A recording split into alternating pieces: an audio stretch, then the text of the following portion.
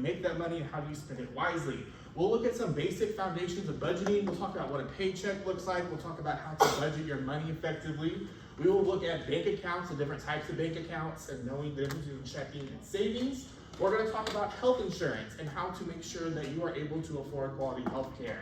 We'll also talk about credit scores, credit cards, building your credit history, and how important that is. And then we'll talk about the difference between renting and owning housing and the process of how to rent an apartment. So, I have a lot of information to cover today. So it may seem like you're drinking from a fire hydrant because I'm going to be throwing so much at you today. So if you need me to slow down or if you have questions, please ask. I'm happy to answer questions. I want to make sure that you understand everything. So I gave you a notes paper that you can use or you can not take notes. When I listen to presentations, I like writing things down. That works for me. It may not work for you, and that is okay. On the back, I put some areas for you to doodle too. So on the third page, not on the back. So on the third page, that's why I gave you some colored pencils. So that way, if you want to doodle while you take notes, that's okay. There's not something for every slide, but again, this is to give you a few takeaways.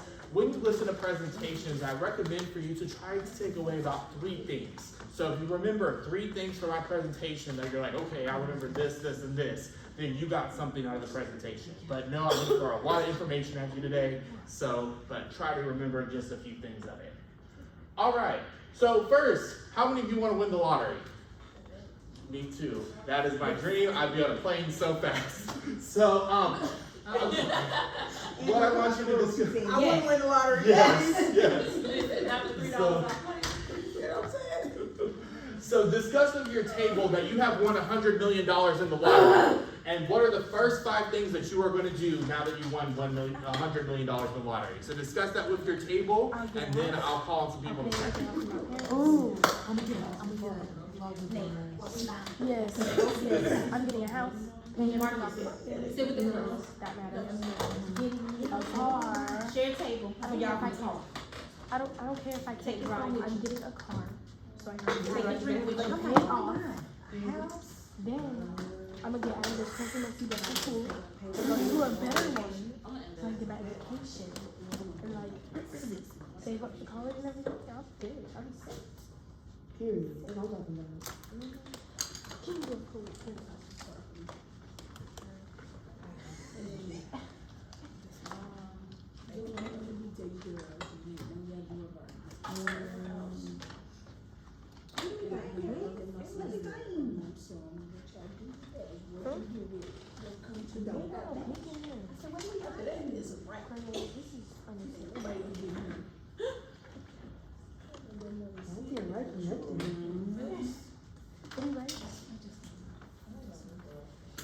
Give me about 1 more minute and then we'll discuss. I forgot one more thing.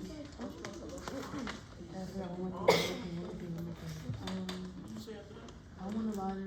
Oh, I spent on it. Yeah. So.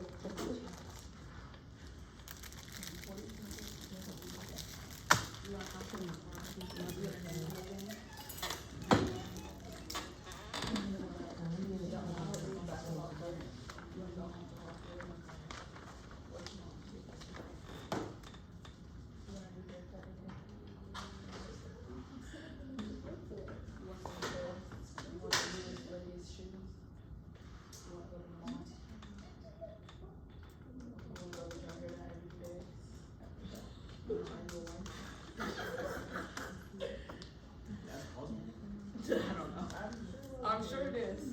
All right, do you have some things on your list? Yeah. All right, I want each person to share one. So just share one thing that you wrote on your list. So sounds like you were ready. What's your name? Cadence. Kenneth? Cadence. Great. Cadence, tell us one of the things you put on your list. I will buy a vlogging camera. A camera? Nice, okay, that's great. What is one of the things you put on your list? Oh, I would pay off for my office. Awesome, okay, so taking care of your family members. What did you put on your list? Put half in savings. Half in savings, that's smart. What's one thing you put on your list? Awesome. All right, second item on your list. Invest. Invest, smart. What's on your list? New shoes and clothes, okay? Travel. Nice. Nice, okay. So you probably have a lot of things on your list on how you would spend your money, and we would all love to win the lottery, but the unfortunate truth is that most of us will not win the lottery in our lifetime. So this is why budgeting and finance is so important. So the things on your list you can still achieve, and we'll talk about how to manage those and budget it.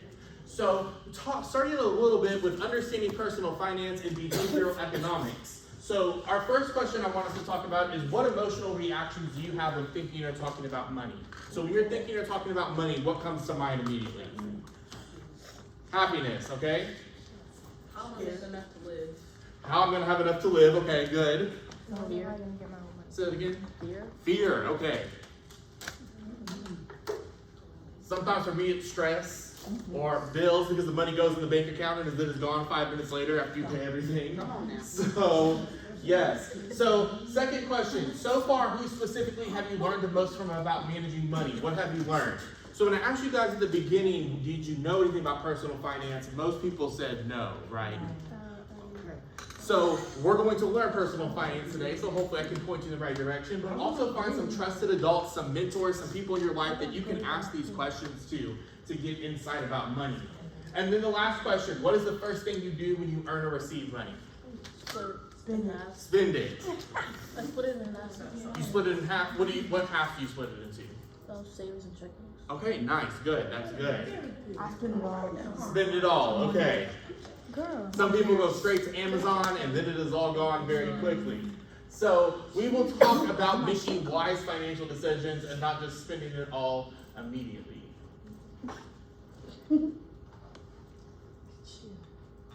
There we go. All right. So looking from behavioral economics perspective, have any of you heard of Maslow's hierarchy of needs? Sapphire took my class, so she started this. So I always start when I teach economics with Maslow because it's from the behavioral perspective. Maslow was a psychologist, and he came up with this theory or this hierarchy of needs that human behavior is kind of driven by these 5 levels. So this relates to economics because as you are spending money and choosing how to budget your money, you are more likely trying to meet these 5 needs. So at the bottom is your physiological needs. That is what your body biologically needs to survive. Do you need food? Absolutely. You need water. You need those kind of things. So what does your body need to survive? Then second, you have your safety needs. So these are things like housing, employment, health insurance, feeling a sense of safety and security in your life. You then have love and belonging, which is your friendships, your relationships, your family. You then have esteem, which is the sense of accomplishing things, experiencing the world, and self-actualization is finding your purpose in life. So when we look at economics, especially personal finance, we are looking at how we make decisions based on these level of needs and how do we achieve those goals in our life. I'm struggling with this mouse. There we go. All right, so next we're going to talk about your money values. So when we talk about personal finance, the key word there is personal. It's going to be different to every single person. And so there's kind of 6 money values that really drive people's decision making when they are choosing how to spend and budget their money. So first we have security. Security is this sense of I'm going to be okay. So I have housing, I have food, I'm able to pay my bills, I'm going to be fine. You then have a value of generosity. And so, which is giving back to others, making sure that you are donating, being involved, being philanthropic. Then you have comfort, which is kind of that sense of not above just security, but having maybe a little bit of luxury, including living in a nice neighborhood, having a nice car, those kind of comfort things. Advancement is moving forward in life, so advancing your career, advancing your education. You then have experiences, which is doing things, traveling, so on and so forth. And then the last is possessions, so accumulating items. So these are kind of the 6 values that drive people's behavior and how they spend their money and budget accordingly. So just one example here is, do you spend the extra $100 that you have in your budget on a new pair of shoes or towards a zip lining experience in Cabo, which is in Mexico? How many of you would buy the shoes? Okay, how many of you would go zip lining? I would go zip lining. So for that, your money value would be under experiences if you chose the zip lining. If you chose the shoes, your value would be more in possessions. So again, personal finance is personal because your values in money might be different. For me, my biggest value money is probably under experiences. So I love traveling, and so I move a lot of my budget towards travel if I have extra money to do that. So that is kind of your values and money. So I want you to really think about what value or values do you kind of align with when you are making financial decisions, and how does that guide your spending habits? So now moving from kind of the mindset, understanding behavioral economics to kind of some practical things and how that impacts decision making. So first we have this thing called the cost of living. And this is a very scary number when we talk about the cost of living. The cost of living is exactly what it sounds like. It is, well, how much money does it cost to live? So what do I need to have housing, to have food, to have gas in my car, to have insurance, to have all those items?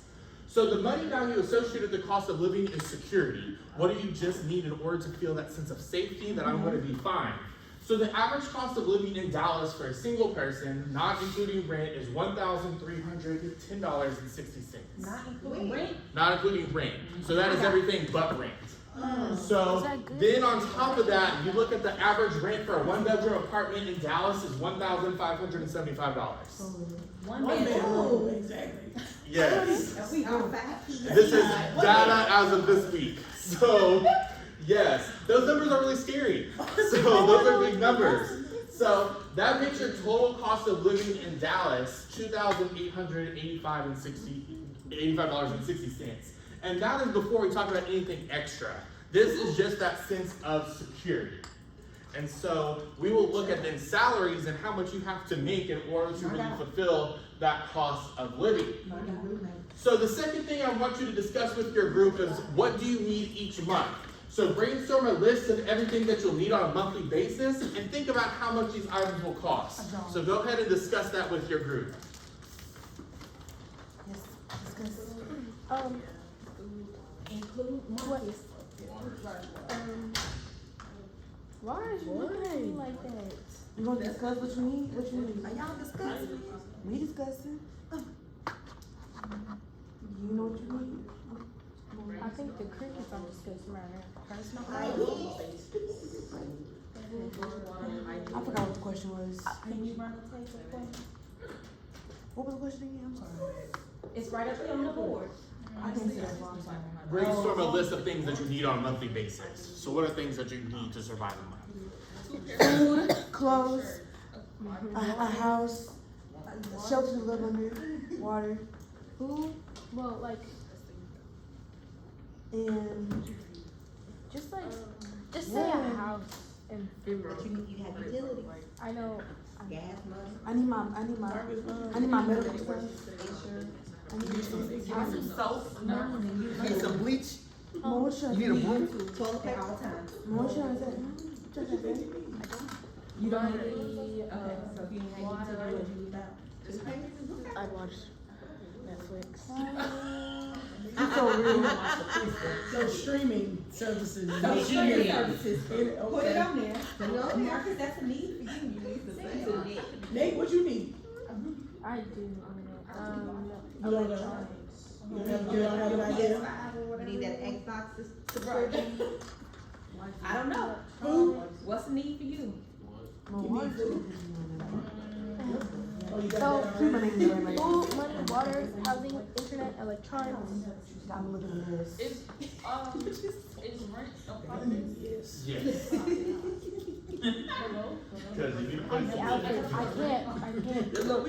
I can't live without my clothes. Actually, I'm a very big fat person, so no, I can't live without My hair done. A big bag. I can't live without food. I can't do it. Real. If I'm the biggest. I can't go a day without food. I'm the biggest gorilla in If I this starve, place. everybody starves. Real. give you about one more minute. I can't. Oh, wait, you were supposed to be filling this out while we were listening? I was You coloring. can, yes. If you want to color, if you want to fill it out, whichever works for you. I'm just Yeah. going to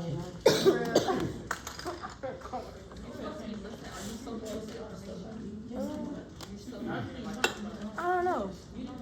Sheen. Anyway. my sheen card, right? Bro, I need my sheen. My sheen card. I need my sheen. I don't care if I work. All this on it? All right, I'm gonna call on each person. Just share with us one thing that you wrote on your list. If you heard that somebody already said one you're gonna say, try to say a different one. All right, Sapphire, we'll start with you. What's one thing you wrote on your list? Wi-Fi. I agree with that one. Food. Electricity.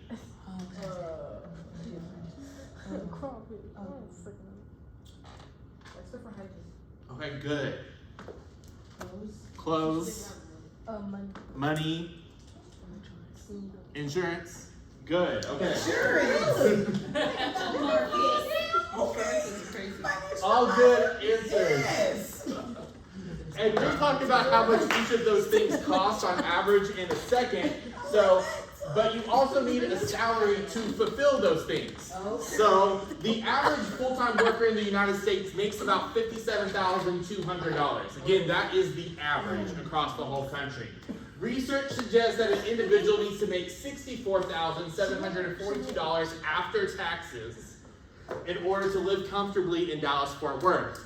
Now, we are talking about comfort, not necessarily just surviving at the bare bones of the sense of security, but of course, you don't just want to survive, you want to be comfortable at the same time. So when we define living comfortably, we're talking about having a little bit of luxury in life, being able to go on a vacation every once in a while, being able to go out with friends, being able to dine at restaurants, having that flexibility in your money is what we talk about when we're saying living comfortably. So there is a rule in finance that is recommended. So this is the recommended 50-30-20 rule. And the reason why I say recommended is because it, like you said at the beginning, the money always isn't there. So you do your best to try to stick by this, but again, at the same time, you are making sure that you are surviving. So the recommendation is this 50-30-20 rule, where it's 50% of your salary goes towards your needs. Your needs is things like rent, because you have to have a place to live. Groceries, so having things to eat, and utilities. What do we mean when we use the word utilities? Lights, water, sewage, sometimes Wi-Fi is thrown into utilities, so all of those items. Then 30% of your salary goes towards wants. This is your entertainment, your leisure activities, dining out, those kind of things.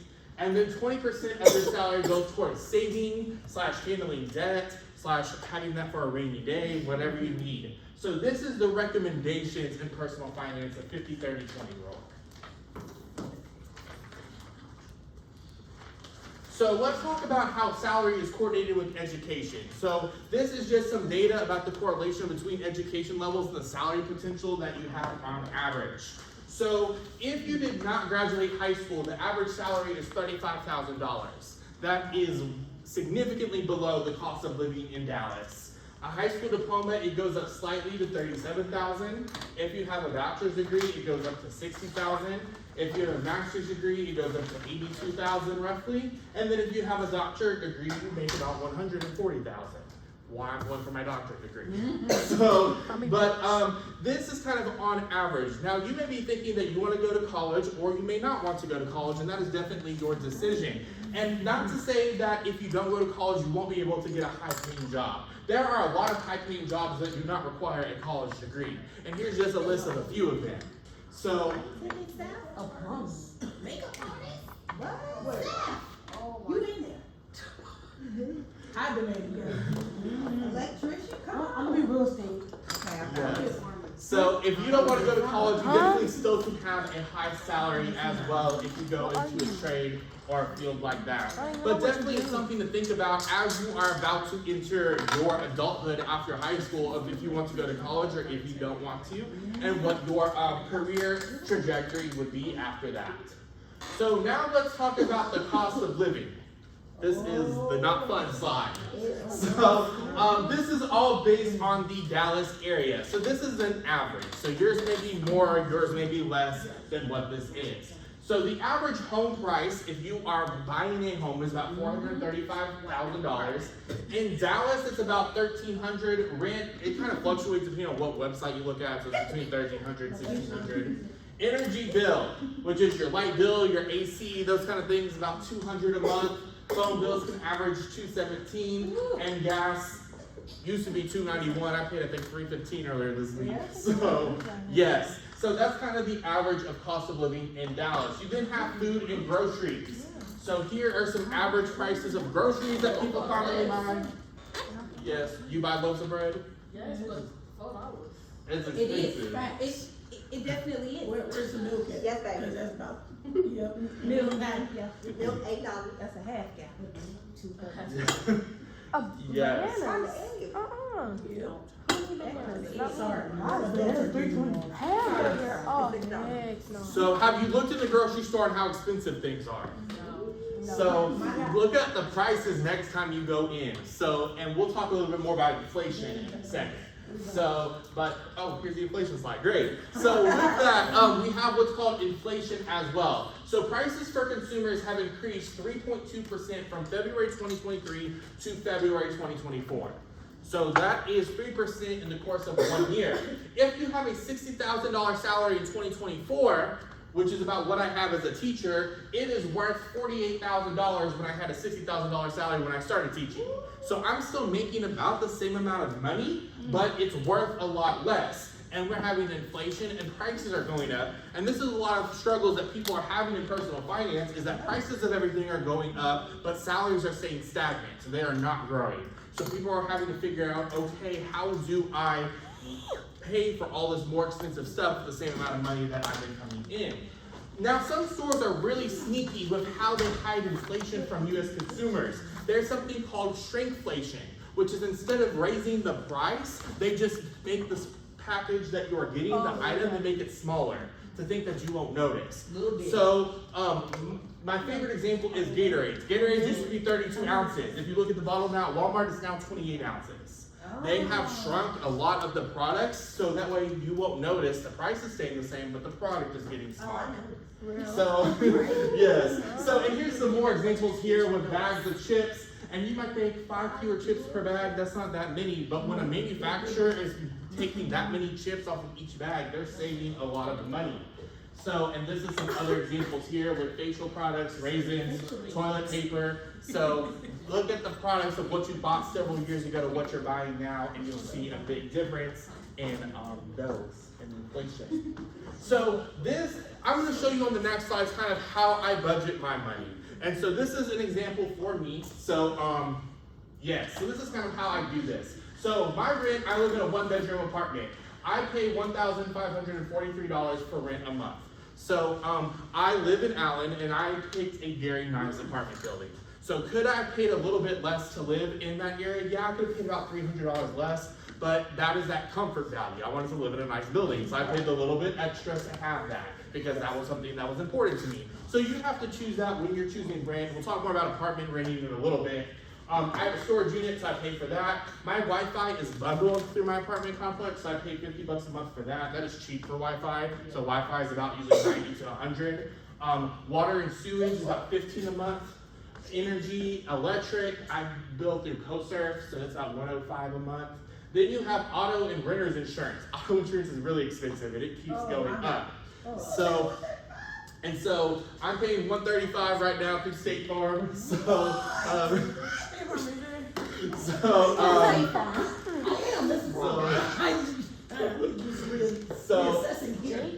But yes, everyone's auto insurance I think went up last year, and my agent said that it was nothing that I did wrong. I didn't get any accidents. It just went up for everyone across the board.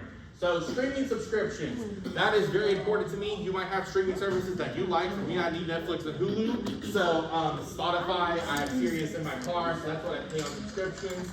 I have a pretty cheap phone bill, so I pay about $50 a month for that. I have a car wash membership because I like keeping my car clean, gas, groceries, restaurants, and then other random stuff. So on average, my monthly expenses is about $2,800. And I'll compare that to how much I'm bringing in a second.